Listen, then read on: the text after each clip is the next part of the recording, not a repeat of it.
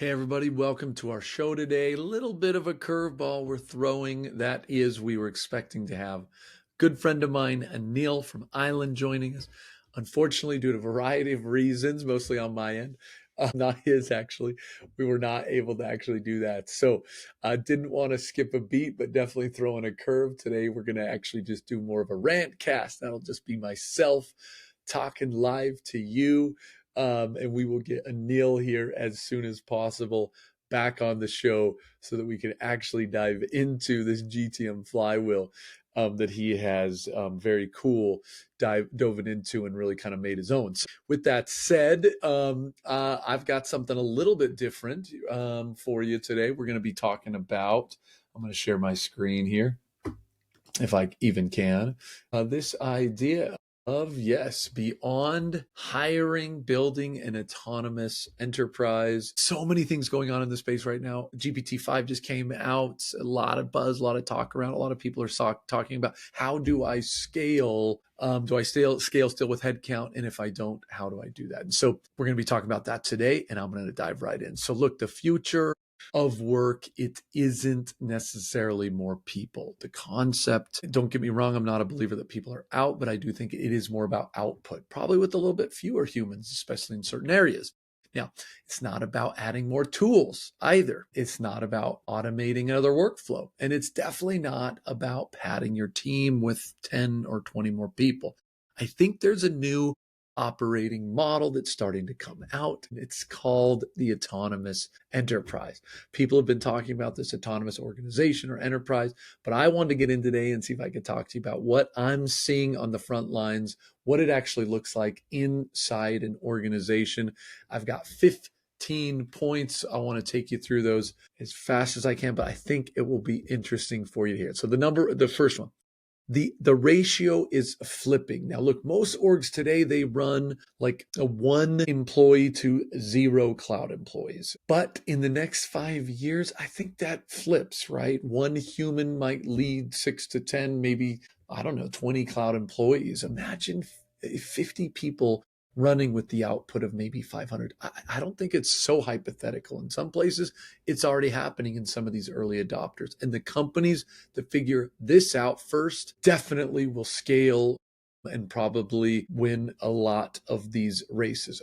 Number 2, cloud employees will be hired like humans. You don't subscribe to cloud employees. It's not like a tool, like a SaaS tool, okay?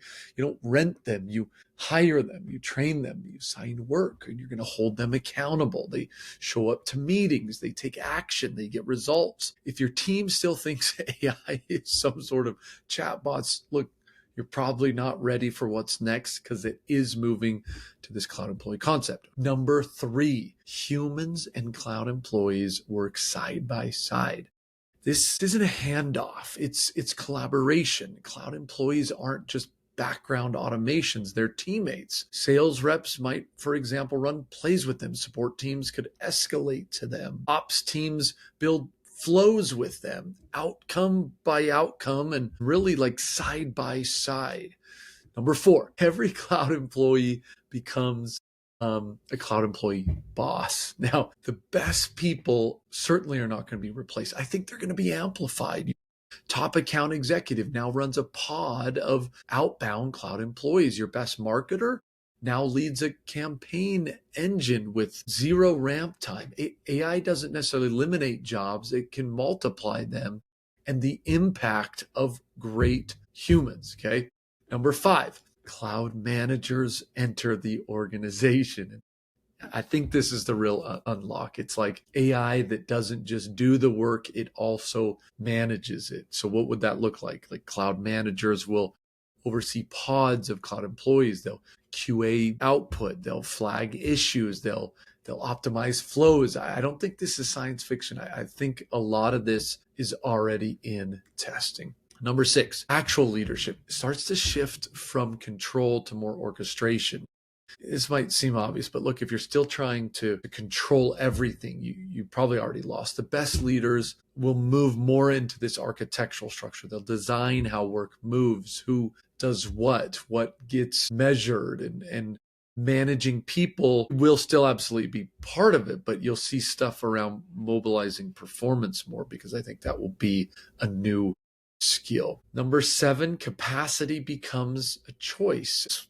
This one feels crazy sometimes, but you don't scale by opening always a new rec like you do now. You scale by spinning up, I don't know, 3 cloud employees tomorrow. Need more outbound? Done. You need 24/7 support and multiple languages? Yeah, just launch it. Your ceiling now, I think, will become more optional. Okay. Number 8, onboarding goes 0 to output. Cloud employees, they can go live fairly quickly. Most of the time, in minutes. No paperwork, no 2-week notice, or no getting up to speed like the rest of us do. And for humans, they should be ramping faster as well, because the grunt work is already handled. They'll potentially have assistants to help them do that. So every new hire now comes with a pit crew of AI teammates to help them get going quickly. What are we at? 9. Number 9, org charts give way to, this one's been debated, work charts or capability maps. I still see a role for org charts, but maybe there's an introduction of this concept of capability maps. So what's that? It's not about necessarily who reports to who anymore. It's about what needs to be done and who or what will be best suited to do it. So your org isn't necessarily always this hierarchy. It's more like a network of capabilities. That's how you're going to get real velocity in some of these organizations. Now, number 10, cloud employee becomes the interface. It's confusing for a lot of people, but look, the UI layer's got to change, potentially even collapse. You don't need all these tools. You don't need another tool. People are looking more for outcomes, for jobs to be done. Cloud employees become more of the interface, right? They log in, they navigate, they execute. You don't need to see the tool behind it. If I have a cloud employee and I have that underlying data, all of a sudden I'm interacting with this cloud employee as if it was a person inside potentially some of these tools like a CRM. Okay, number 11. Data becomes the operating system. I was just talking about that, right? So data isn't just analytics. It's really the fuel. Cloud employees are running on your data. They don't guess, they execute based on these facts, based on history, based on context. If you've got bad data, you're probably going to have bad execution. You have clean data, going to be moving, I think, pretty quick rocket ship like. So, number 12.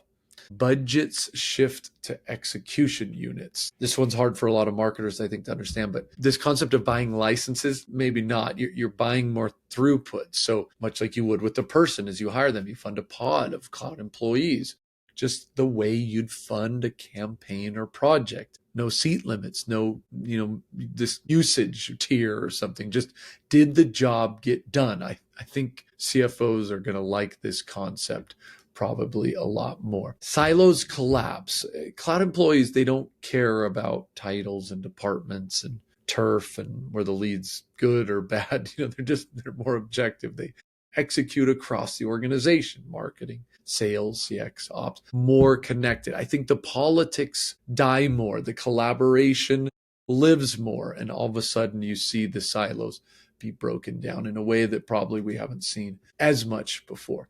14, work becomes modular. Alluded to this a little bit, but you spin up cloud employees like you spin up code. You start a campaign by lunch, you shut it down by dinner, launch new outbound sequences, test a new onboarding flow. No headcount needed. Bring the drama down. You're just looking for that speed. You're just looking for that velocity. And then last but not least, execution becomes memory. Every task completed by a cloud employee teaches the overall group. So you're not just getting output, you are starting to build that internal muscle. Your org gets smarter every day, and the playbook begins to write itself a lot more. So look, that's the autonomous enterprise. It's not a trend. It's not necessarily a buzzword. Maybe it is a little bit, but I think more so, this is more of a blueprint. So if you're still scaling the old way, more meetings, more tools, more hires, you're probably moving in the wrong direction as organizations look to scale, grow, and compete. using some of the principles in an autonomous enterprise. So look, hope that was ultimately helpful today. Again, apologize for the curveball. We'll definitely get Anil and the GTM flywheel back on as soon as we can. Like I said, ran into a couple of issues. Excited to have him, but thought it'd be interesting to dive into some of these crucial topics about growing and scaling the autonomous organization. So I hope you like the curveball. And if not, like I said, we'll get Anil back. Have a fantastic day. See ya.